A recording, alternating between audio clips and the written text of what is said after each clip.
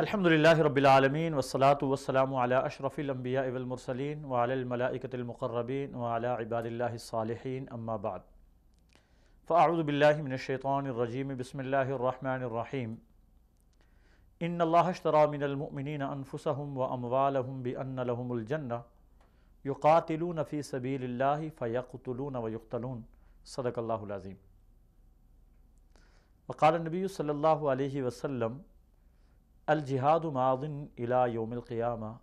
صدق اللہ و صدق رسولہ النبی الکریم۔ ناظرین محترم، غزوات النبی کے عنوان سے ہمارا یہ سلسلہ وار پروگرام جاری ہے،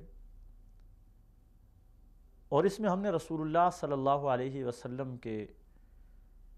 ان جنگی معرکوں کا ذکر کرنا ہے جن میں رسول اللہ صلی اللہ علیہ وسلم بذات خود شریک ہوئے، یا رسول اللہ صلی اللہ علیہ وسلم نے حضرات صحابہ اکرام رضوان اللہ علیہم اجمعین کے لشکر مختلف مہمات پر بھیجے۔ مختصر تذکرہ ان کا بھی کریں گے۔ وہ مہمات جن میں رسول اللہ صلی اللہ علیہ وسلم بذات خود شریک ہوئے، وہ مہمات غزوہ کہلاتی ہیں، اور وہ لشکر یا وہ مہمات جنہیں رسول اللہ صلی اللہ علیہ وسلم نے خود تیار کر کے بھیجا، وہ سرایا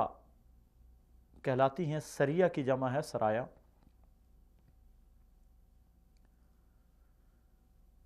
اللہ تعالیٰ نے قرآن مجید میں ارشاد فرمایا ان اللہ اشتری من المؤمنین انفسهم واموالهم بان لهم الجنہ،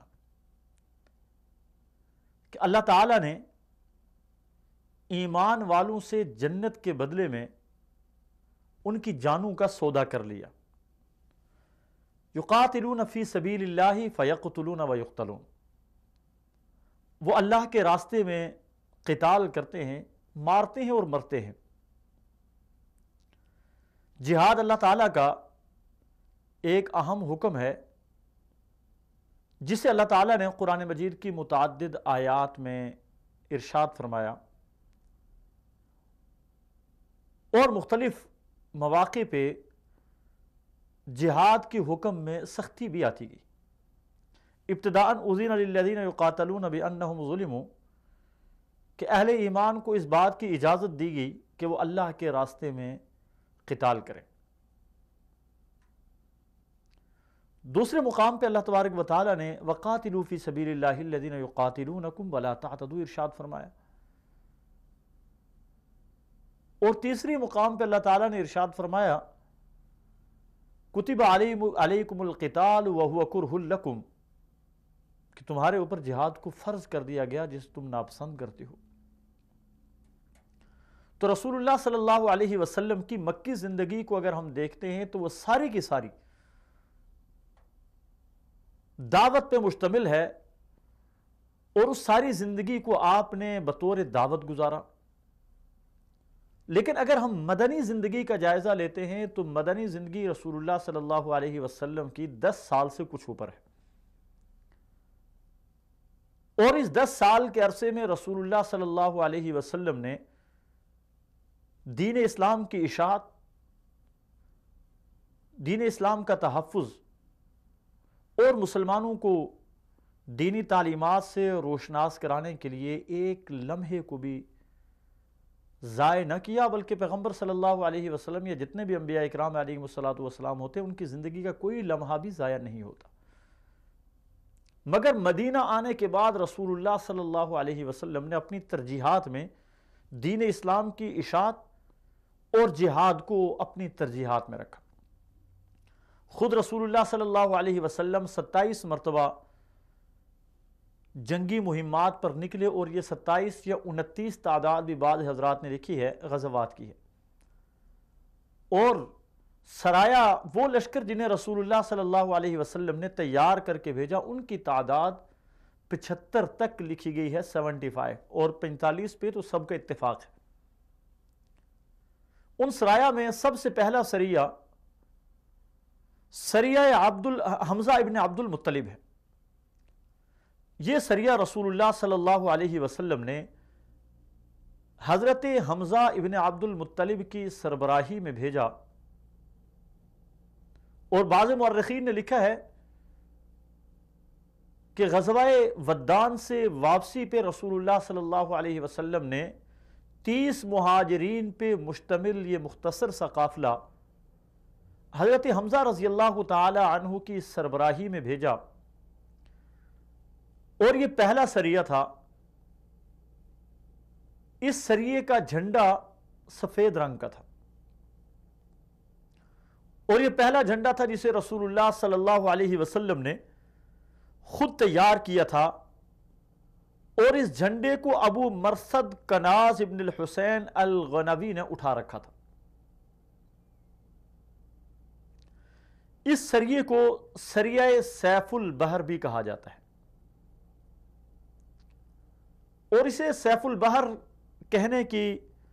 وجوہات یہ ہیں کہ یہ بحر احمر کے کنارے مقام عیس ایک جگہ ہے، عیس مقام ہے ایک، وہاں پر یہ سریہ منعقد ہوا۔ حضرت حمزہ رضی اللہ تعالی عنہ قریش مکہ کے ایک تجارتی قافلے کے تعاقب میں روانہ ہوئے، اور یہی مقام عیس ہے جہاں جا کر ان دو لشکروں کا آپس میں آمنا سامنا ہوا۔ ابو جہل 300 افراد کے قافلے پر مشتمل تھا، مگر وہ لڑائی اور جنگ کے لیے تیار نہ تھا، بلکہ اس کی کوشش تھی کہ اپنے تجارتی قافلے کو کسی طرح بچا کر وہ مکہ پہنچ جائے۔ یہاں پہ حضرت حمزہ ابن عبد المطلب رضی اللہ تعالی عنہ جو حضور صلی اللہ علیہ وسلم کے چچا ہیں، انہوں نے اس قافلے کو آ لیا، اور قریب تھا کہ جنگ چھڑ جاتی، مگر ایک شخص مجدی بن عمر جوہنی، اس کی سفارتی کوششوں سے یہ جنگ جو ہونے والی تھی ٹل گئی۔ یہ مجدی بن عمر جوہنی قریش کا بھی حلیف تھا اور اہل مدینہ کا بھی حلیف تھا، اس لیے اس کی سفارتی کوششوں سے یہ جنگ ٹل گئی، اور یہ حضرت حمزہ رضی اللہ تعالی عنہ اور آپ کے 30 ساتھی جو سارے کے سارے مہاجر تھے، بغیر کسی لڑائی کے مدینہ واپس آ گئے، اور قریش بغیر کسی نقصان کے مکہ پہنچ گئے۔ مگر ایک بات قریش کے ذہن میں یہ ضرور نقش ہو گئی کہ اب مسلمان ہمیں چین کے ساتھ نہیں بیٹھنے دیں گے، مسلمان ہمیں اطمینان کے ساتھ بیٹھنے نہیں دیں گے، اس لیے کفار مسلمانوں کے لیے مختلف تدابیر اختیار کرنا شروع ہو گئے، اور اسی طرح مسلمان بھی اپنے دفاع کے لیے سوچ بچار کرنا شروع ہو گئے۔ یہ احوال تھے سریہ حمزہ ابن عبد المطلب کے۔ اس کے بعد، اور یہ سریہ جو ہے یہ بھی پہلی ہجری میں، یعنی ہجرت کے 7 ماہ بعد رسول اللہ صلی اللہ علیہ وسلم نے روانہ کیا تھا، رمضان کا مہینہ تھا۔ اس کے بعد ایک اور سریہ ہے جو سریہ عبیدہ ابن حارث ہے، جسے رسول اللہ صلی اللہ علیہ وسلم نے تیار کیا، اور یہ بطن رابغ مقام کی طرف رسول اللہ صلی اللہ علیہ وسلم نے بھیجا۔ سریہ حمزہ ابن عبد المطلب کے ٹھیک 1 ماہ کے بعد رسول اللہ صلی اللہ علیہ وسلم نے سریہ عبیدہ ابن الحارث روانہ کیا، اور آپ رضی اللہ تعالی عنہ کے ساتھ رسول اللہ صلی اللہ علیہ وسلم نے 60 مہاجرین کو روانہ کیا۔ اس لشکر کا جھنڈا بھی سفید تھا، اور یہ جھنڈا حضرت مقداد ابن عمر رضی اللہ تعالی عنہ کے ہاتھ میں تھا۔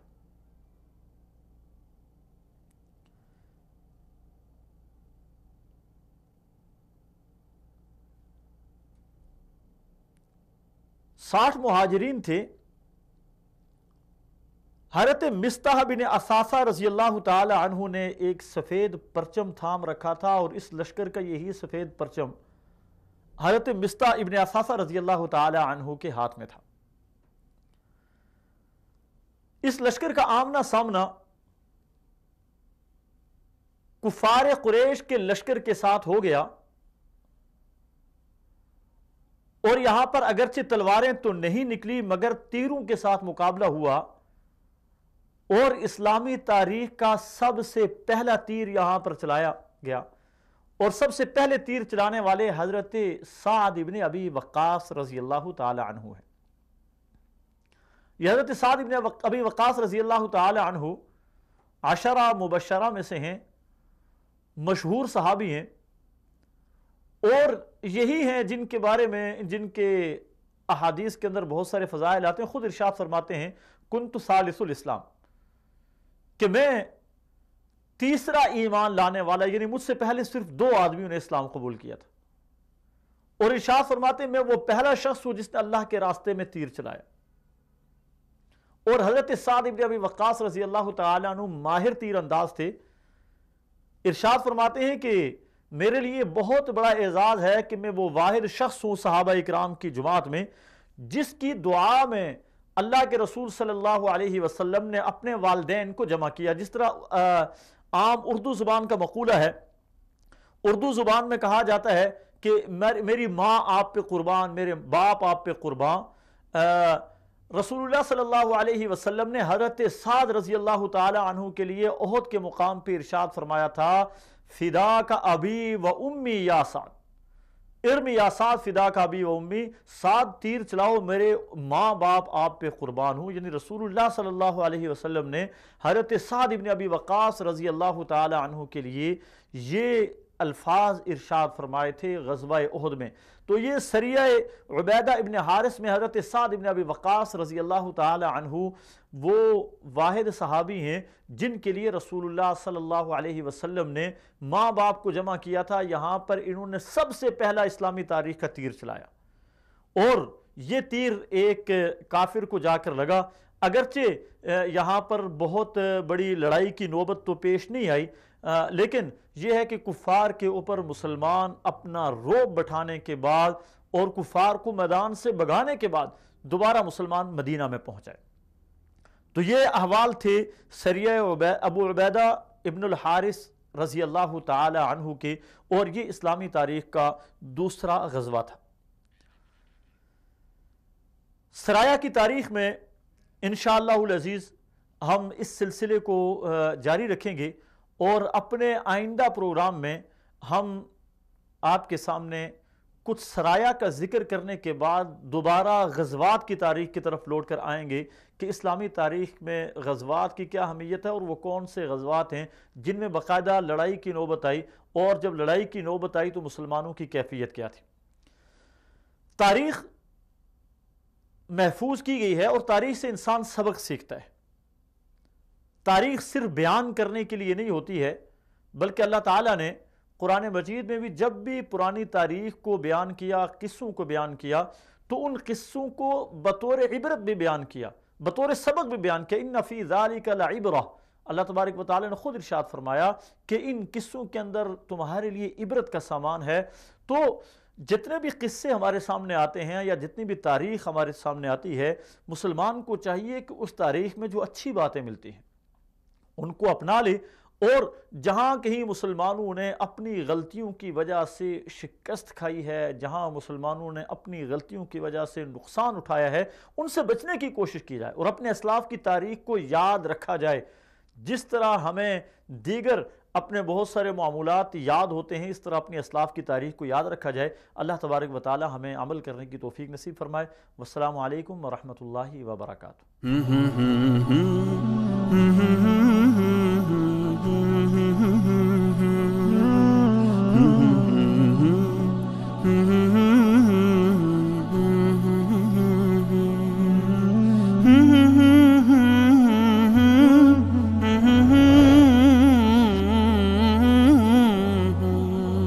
Mm-hmm.